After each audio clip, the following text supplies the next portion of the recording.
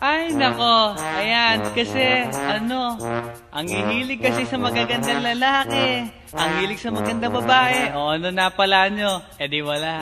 Kaya kung ako sa inyo, makinig na lang kayo sa sasabihin ko. Humanap ka ng pangit at ibigin mong tunay. Yan ang dapat mong gawin. Kaya makinig ka sa akin and it goes a little something like this. Kung gusto mong lumigaya ang iyong buhay, humanap ka ng pangit at ibigin mong tunay. Isang pangit na talagang di mo matanggap, at huwag ang lalaki na iyong pangarap. Ngunit kung bakit ko sinabi to'y simple lang, pagkat magagandang lalaki ay naglalaro lang ng iyong oras, pagod, hirap at salapi. Ngunit handang-handang iwanan ka naman sa sandali na ikaw ay wala nang ibigay, diba? Kaya't pangit na lalaki ang hanapin mo, day.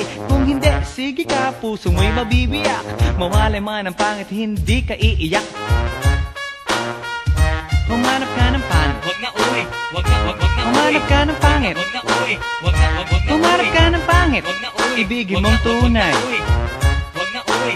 Wag na Humanap ka ng pangit. Wag na uwi. Wag na Humanap ka ng pangit. Wag na uwi. Wag na Humanap ka ng pangit. Wag na uwi. Ibigin mong tunay. Isang pangit na babae na mayroong pagtingin, mga liwa ka man, sige lang, andyan pa rin, pagkat ikaw talaga ang kanyang pag-aari. Pag-isipan kang iwanan, hindi na maaari. At kung malingat ka man, huwag mag-alala. Sigurado ka naman walang makikipagkilala kung kasama mo siya. Di bali na ang katakutan, okay lang kung ikaw na may paglilingkuran. Kaya't para lumigaya ang iyong buhay, humanap ka ng pangit at ibigin mong tunay. Kung hindi, sige ka, puso mo'y mabibiyak. Mawalay man ang pangit, hindi ka iiyak, di ba?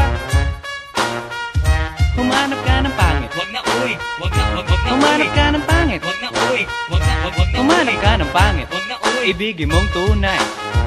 Wag na uwi. Wag na Humanap ka ng pangit. Wag na uwi. Wag na Humanap ka ng pangit. Wag na uwi.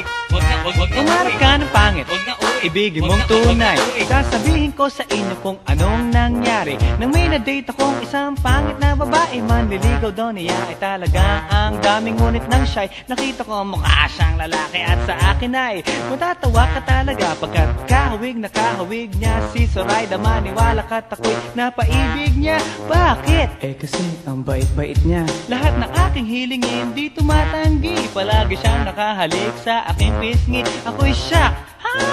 Araw-araw na tuwing kasama ko siya, gusto ko tumigaw, gusto ko iwanan siya, ngunit ako'y nag-isip, ito ba'y totoo o isang panaginip? Di siya maganda, ngunit ako'y kanyang hari. Iyan ba dahilan kaya't kasama mo palagi? Sabihin man nila na ako'y mangmang, para sa aking kagandahan ay hanggang balat lamang. At sa inyo mayroon akong ibubulong, second anniversary na namin to, chong. Kaya't para lumigaya ang iyong buhay, humanap ka ng pangit at ibigin mong tunay. Kung hindi, sige ka, puso mo'y mabibiyak.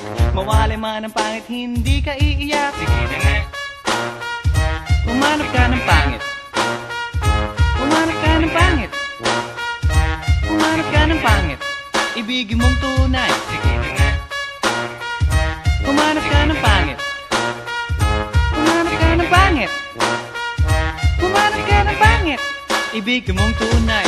So you better watch out, you better not cry, you better not talk, I'm telling you why. Humanap ka ng pangit at ibigin mong tunay.